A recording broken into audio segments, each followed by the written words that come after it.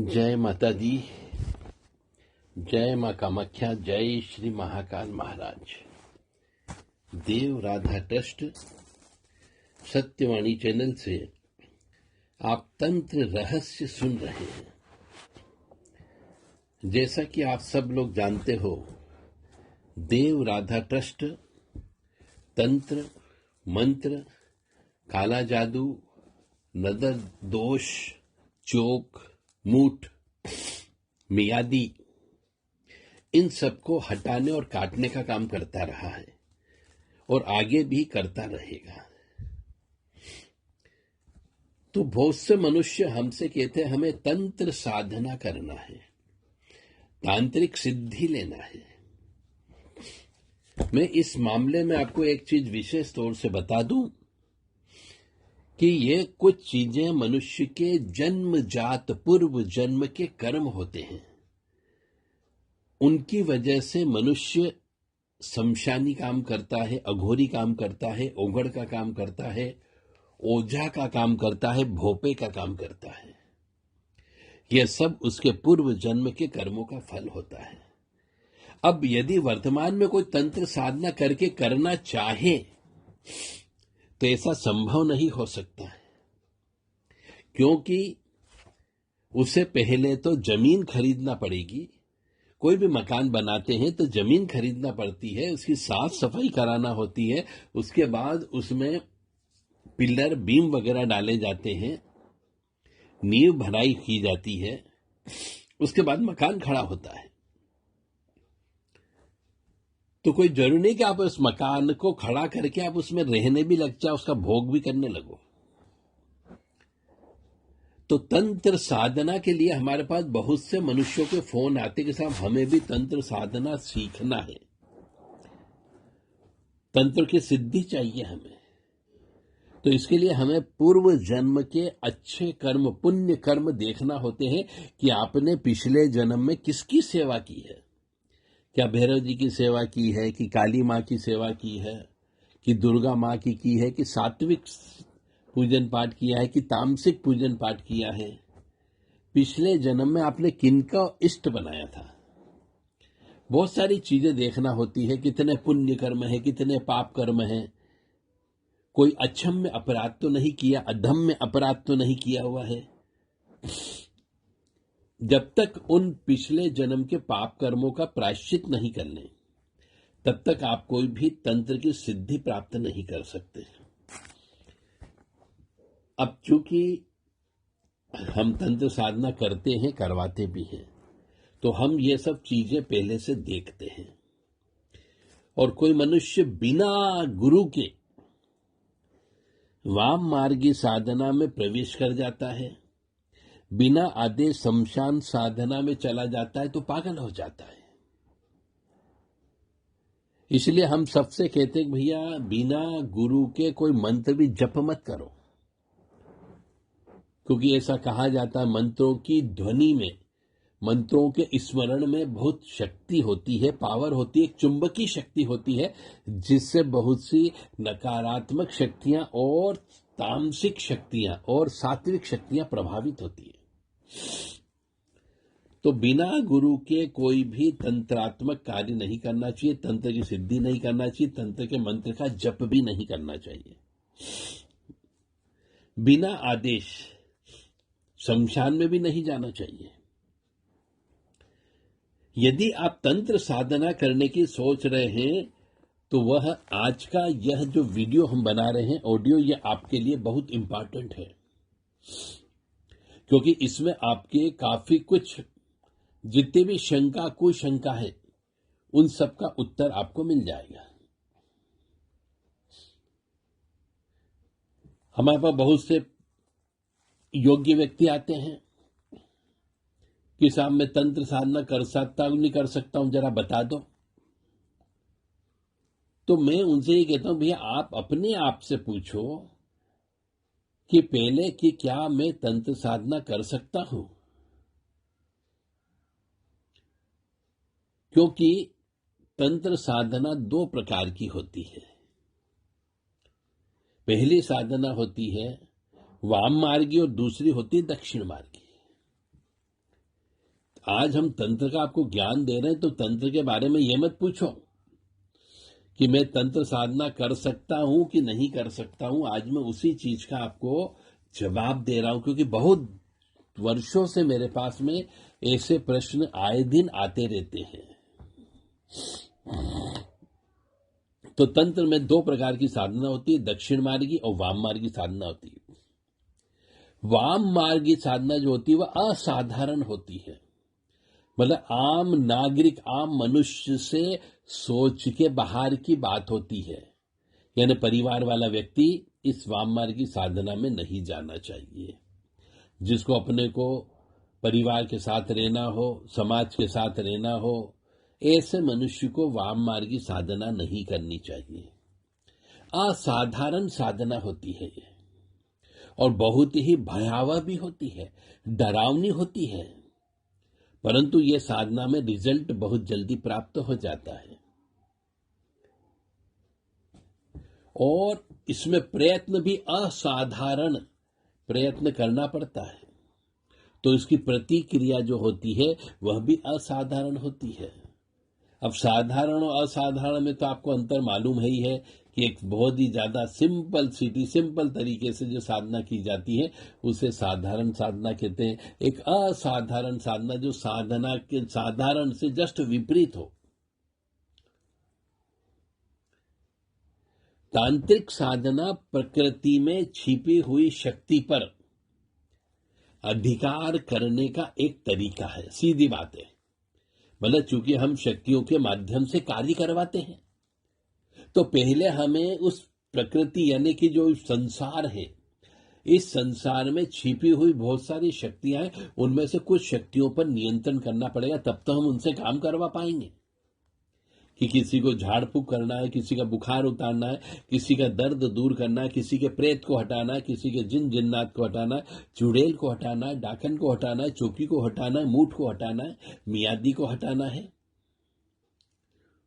तो इसके लिए प्रकृति जो है संसार यानी कि जो ये पेड़ पौधे वृक्ष पशु पक्षी जानवर, इन सब में कोई न कोई पावर छिपी हुई है।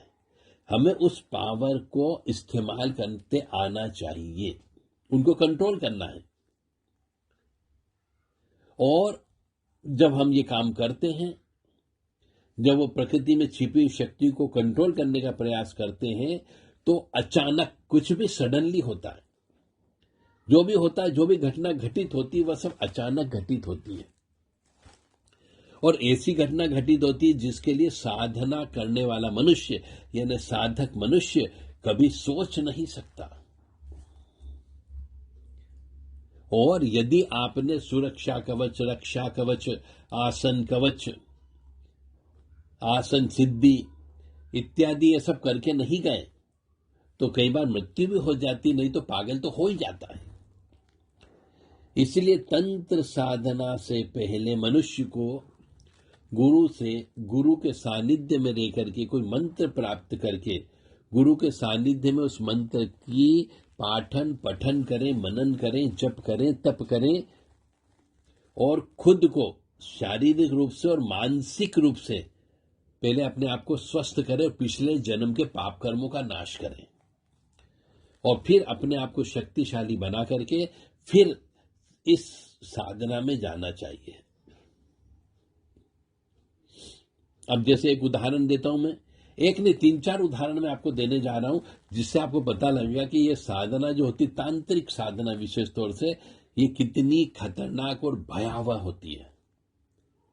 एक उदाहरण के लिए अपन लेते हैं कि जब बंदूक से गोली चलाई जाती है, तो जिस समय नली से गोली बाहर निकलती है उस समय वह बंदूक चलाने वाले को पीछे की ओर झटका देती है और भयंकर शब्द भी करती है।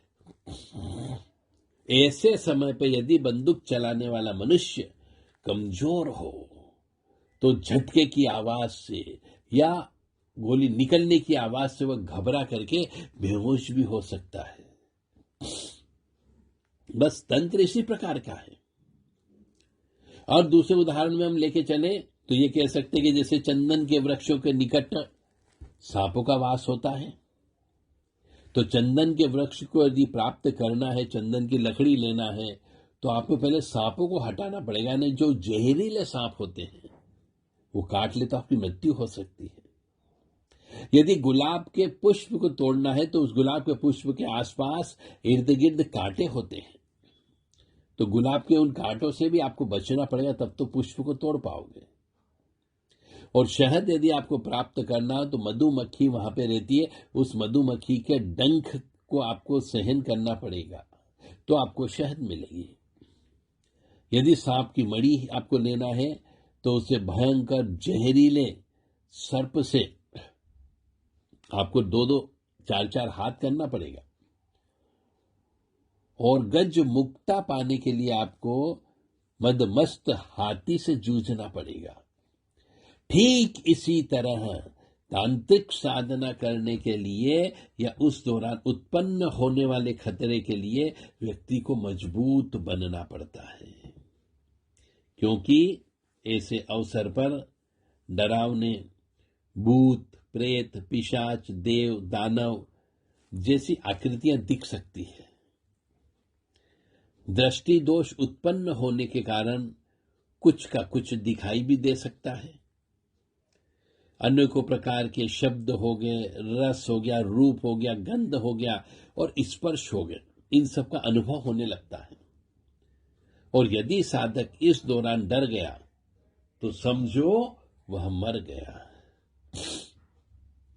मतलब तांत्रिक साधना एक तरीके से तलवार की धार पर चलने के समान कठिन विद्या होती है।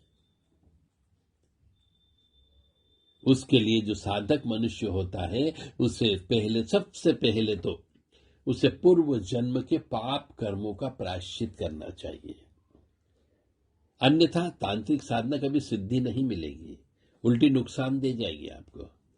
तो सबसे पहले तो पूर्व जन्म के कर्म आपको ज्ञात होना चाहिए कि मैंने कौन कौन से पाप कर्म किए। इसके लिए आपको अपनी जन्म तारीख, जन्म समय, जन्म स्थान से जो पत्रिका बनती है, लग्न चार्ट बनता है, चंद्र चार्ट बनता है, उससे पता लगाया जा सकता है कि पिछले जन्म में हमने कौन सा मुख्य पाप कर्म किया जिसकी वजह से इस जन्म में हमें मनुष्य योनि में इन कष्टों को भोगना पड़ रहा है। फिर जब पाप कर्म का प्रायश्चित हो जाता है तो उसके बाद हमें शुद्धता, स्वच्छता और पवित्रता की आवश्यकता होती है। हमारे मन मस्तिष्क को शुद्ध, स्वच्छ, पवित्र करना होता है। इस शरीर को शुद्ध, स्वच्छ, पवित्र करना पड़ता है। आत्मा को शुद्ध, स्वच्छ और पवित्र करना पड़ता है, और कर्मों को भी शुद्ध, स्वच्छ और पवित्र रखना पड़ता है। फिर उसके लिए साधक को पुरुषार्थ की आवश्यकता होती है, साहस की आवश्यकता होती है, दृढ़ता की आवश्यकता होती है, निडरता की आवश्यकता होती है, निर्भयता की आवश्यकता होती है, और सबसे बड़ी चीज होती है उसमें धैर्य होना चाहिए, संयम होना चाहिए। इसलिए तांत्रिक साधना, चाहे वाम मार्गी साधना हो या दक्षिण मार्गी साधना हो, आपको किसी अनुभवी, योग्य, संपन्न गुरु के साथ रह करके ही यह साधना करना चाहिए। क्योंकि यदि आपने किसी किताब से पढ़ करके यह साधना करने का निर्णय ले लिया तो मुसीबत गले अवश्य पड़ेगी ही पड़ेगी। हम अक्सर देखते हैं, कुछ मनुष्यों के मुख से भी सुनते हैं कि बाजार में मिलने वाली बहुत सी तंत्र मंत्र की ग्रंथों की किताब लेकर के आ जाते हैं, उसमें साधना विधियां लिखी रहती, उल्टी सीधी, कुछ अधूरी लिखी रहती है, और कुछ कुछ किताबें ऐसी होती जिसमें केवल साधना का फल लिखा हुआ होता है, और कोई भी साधना विधि होती है उसका छोटा सा अंग वो दे देते हैं। अब वो जो विधि लिखी गई है वह कितनी सही है, कितनी गलत है, यह कोई नहीं जानता। किताबी ज्ञान केवल आपको इशारा प्रदान कर सकता है, लेकिन आपको उस रास्ते पर चला नहीं सकता। चला वही सकता है जो उस मार्ग पर चल करके उस स्थान तक पहुंचा है। यानी आपको तांत्रिक सिद्धि किसी ऐसे व्यक्ति से लेना जो खुद स्वयं तंत्र का काम करता हो, जिसने तांत्रिक सिद्धियां ली हो, जो उस रास्ते पर चल करके उसने वो चीज मुकाम हासिल किया हो, क्योंकि उसने उस रास्ते पर पहुंच करके जो मुकाम हासिल किया उसमें बहुत सारे दुख भी झेले हैं और सुख भी झेले हैं।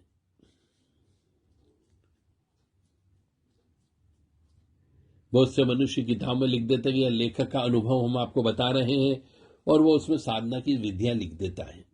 वह भी गलत है, क्योंकि आप लेखक से नहीं मिले हो, लेखक को आपने देखा नहीं है, लेखक को परखा नहीं है।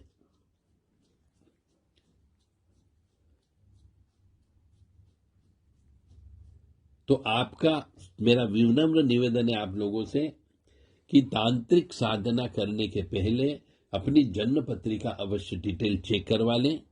जो जो उसमें पाप कर्म आते हैं तो उन पाप कर्मों का प्रायश्चित करें।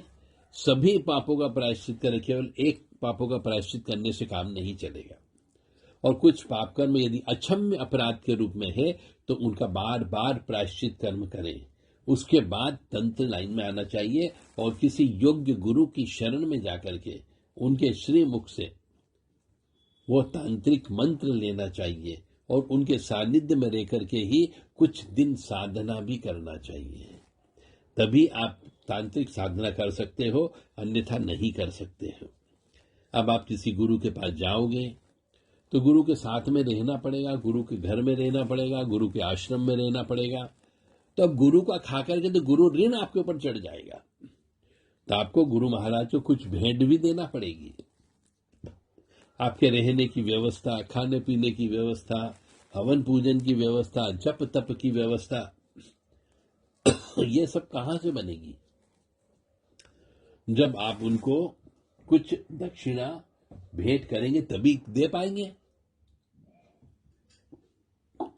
इसीलिए हम सबसे कहते हैं कि पहले धन की व्यवस्था करो।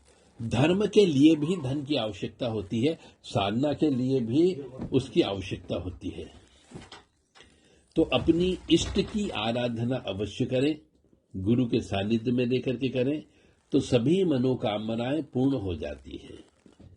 तो इस प्रकार से देव राधा ट्रस्ट सत्यवाणी चैनल के माध्यम से आज आपने साधना कैसे की जाए, कब की जाए, कहाँ की जाए, किसके सानिध्य में की जाए, कौन सी साधना की जाए, यह सब चीज गुरु के पास जाकर के ही पता लग सकता है।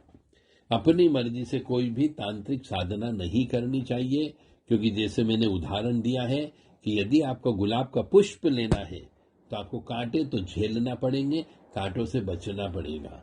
यदि आपको चंदन चाहिए तो आपको चंदन के वृक्ष के ऊपर लपेटे हुए जो सांप होते हैं उन सांपों से अपने आप को बचाना होगा। जय माता दी, जय मां कामाख्या, जय श्री महाकाल महाराज, मां भगवती जगत जननी, परम पिता परमात्मा आपको सबको सुखी रखे, स्वस्थ रखे, प्रसन्न रखे, यश दे, कीर्ति दे और मान सम्मान दे। दुर्गति नाशिनी दुर्गा जय जय, काल विनाशिनी काली जय जय, उमा रमा ब्रह्मानी जय जय, सीता राधा रुक्मणी जय जय।